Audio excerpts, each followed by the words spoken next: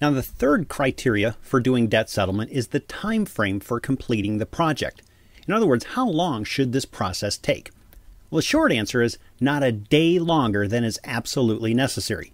You want to get through this process done and over with as quickly as possible. Here's why.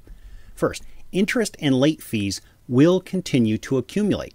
Just because you want to attempt settlement for less than full balance, credit card companies are not obligated to freeze the balance. The meter continues to run, so to speak. And when you start pushing 18 to 24 months and beyond, you do the math and you see that the resulting balances can get pretty substantial. Now, please understand, I'm not defending the credit card companies about them adding interest and late fees.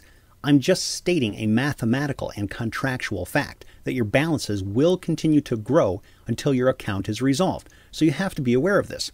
The second reason why you want to get through this process as quickly as possible is to minimize the chance of getting sued.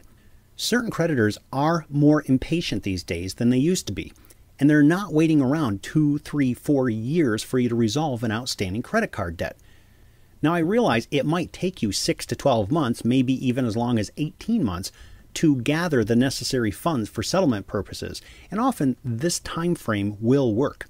All I'm saying is that you want to try and get through the settlement process as quickly as possible, not only to keep the interest and late fees manageable, but also to keep the risk of getting sued to a minimum.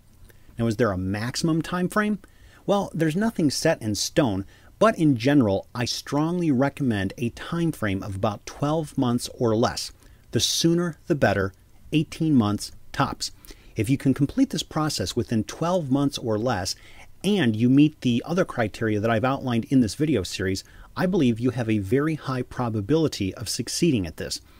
But if you know right now that you are not going to be able to pull together the necessary funds for settlement purposes within about 12 months or less, again about 18 months tops, my opinion is that you should not attempt settlement, and instead bankruptcy or some other option might be the better way to go. And by the way, other professionals in this industry agree with me on this time frame.